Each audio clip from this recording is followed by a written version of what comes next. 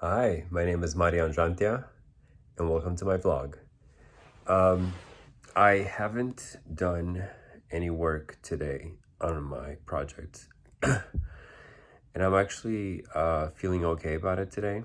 Honestly, I've had an extremely busy day with a doctor's appointment that took up the first half of the day, and then I had my second COVID vaccine with Moderna at the University of Texas Health Science Center in Houston. Sounded kind of funny. Anyway, um, so yes, I'm actually kind of freaking out. It's 11 something p.m. right now. I've taken my second dosage. So I took my second dose of the Moderna vaccine around it was like 150, 155, something like that. So far, I've been slightly dizzy. I'm starting to feel a little bit of soreness, but very minor. And I've taken 2 doses. One when I got home of Tylenol, acetaminophen, and then two pills. I think they're maybe 500s. And then I just took my second dose of 500 milligrams of acetaminophen, Tylenol, just in case. So some of the side effects,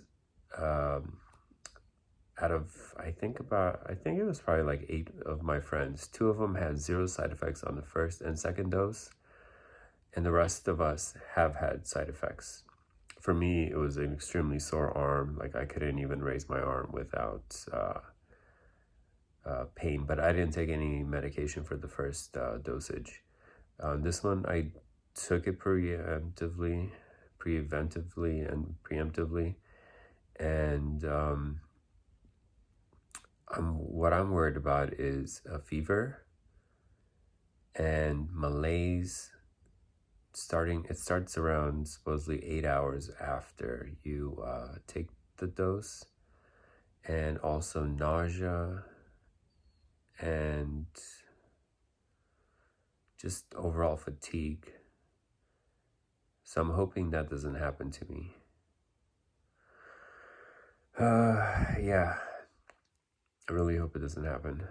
But honestly, if you think about it, 12 to 24 hours of discomfort versus being put on a ventilator in a coma for 6 weeks, if they even have a bed, and everything else like that, is just not acceptable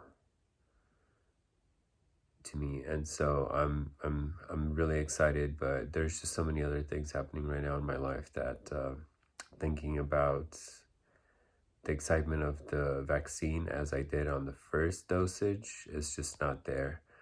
I mean, I came home, I went back to work because I was working early in the morning, and thankfully I am able to work from home, thank God. One of the fortunate ones. I went back to work and then worked like past, anyway, whatever. I actually took a bath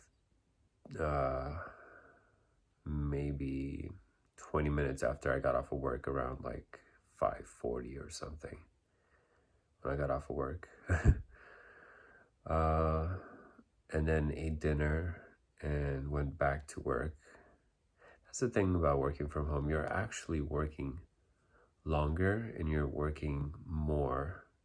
Because if you're at work and it's 5 o'clock, you leave. Here, you actually stay and you finish your work. It's crazy. Absolutely crazy. And yet, it's the same amount of work. But somehow there's more now. and you never take a break when you're at home. Like the pressure is on from your coworkers noticing that you're like away or something. Like I take my computer to everywhere with me, including the restroom.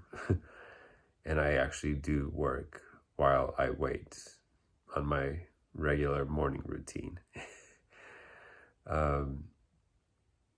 But yeah, it's so different when you work from home. And I've been very fortunate and thankful for that. So, like I said, I haven't worked on anything just because I just got off of work right now. It's like 11:30, 40, whatever. But I did need to make this video, and I will do a search and maybe write one sentence on.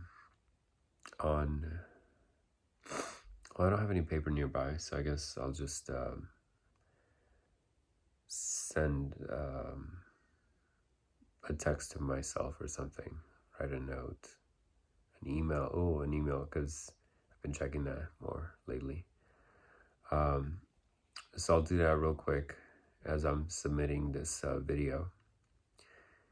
But yeah, so I've taken my second dosage of the vaccine, and now I can travel. I could go anywhere I want.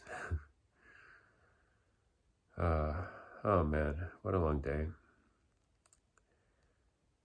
What else? I've been following the stock symbol GME.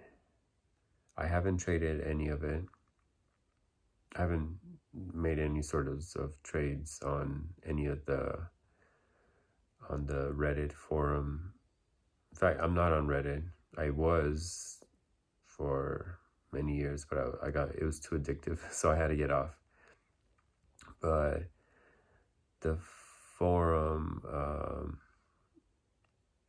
Wall Street Bets, I think, subreddit Wall Street Bets, I can't remember the name right now.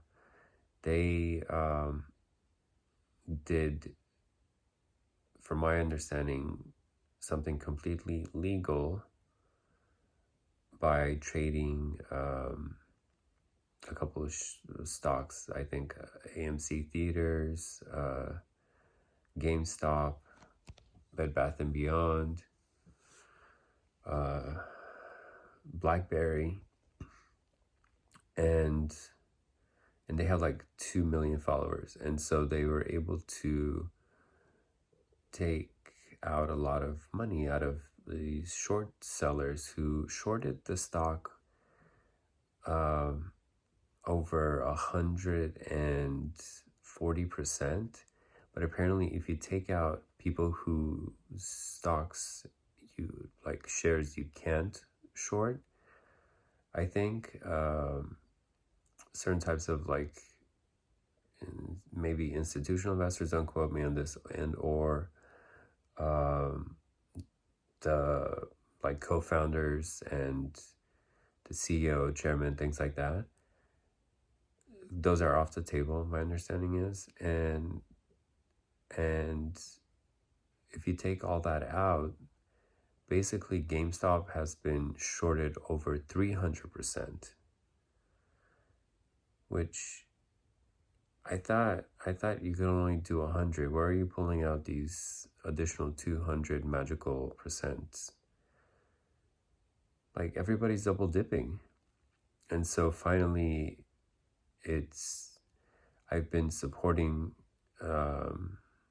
not in any sort of physical way or anything else like that, but just rooting for the retail investor. And today, the fact that so many financial institutions had frozen retail investors from buying and only allowed them to sell is the biggest corruption of the millennia. Millennia? Or is that too long? Fine, let's stick with century. Sorry. Anyway, so that really upsets me that when we finally play their game, it's not acceptable. It's like the bully picking on the poor kid every single day for years on end, for over 100 years. Well, if you want to go all the way to the tulips. But anyway, it's like a rich kid picking on the poor kid every single day of the school year. And then one day the poor kid stands up and beats up, and not even like fully beats up, just kind of like, I don't know, punches him in the shoulder and makes him sore. And that kid, the bully, goes home, cries, and then gets all his other rich kids to take down this one poor kid who punched the bully finally in the shoulder. Because the media is portraying the retail investors as just poorly educated, doing the wrong thing, very upset with them, physically upset with them on multiple occasions and rounds. CNBC is a big one that I've noticed on YouTube. And I think it's not right. I mean, the 2008 market crash, I remember huge funds were got a bailout, taxpayer bailout from these retail investors, the same people they screwed over. And so in the end, these institutions got a bailout. On top of that, they gave bonuses to their top performing employees. And then, and what did the taxpayer get? A lot of people got evicted and were homeless, basically. And then again, the bailout of last year, 2020. Airlines, for example. Airlines have been pumping their stocks for 10 years. They know better. Like, they've experienced 9/11. A moment like this would have happened again. Granted, not for so long. COVID was different. But it could have happened. Something could have happened. At least they should have had some cash on hand. But instead, they've been pumping their stock for 10 years. Helping the shareholders. Which, again, I trade stocks every day. And yeah, I appreciate when I win and succeed, but you got to do it right. You have to do it morally right. That's the difference. Ethically and morally right. And that's what it seems like is lacking. There's no remorse. There's no sympathy. All a lot of people care about is just winning. And it doesn't matter who you stumble over or trample over. And that really hurts me. And I understand. I'm going to be extremely successful one day and be at the top. And there will be conflicting moments with people like myself right here that I'm at my level, that I'm at this level now.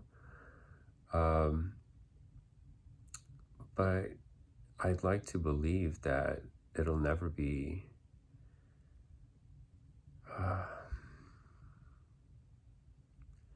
anyway, going back to the airline stocks.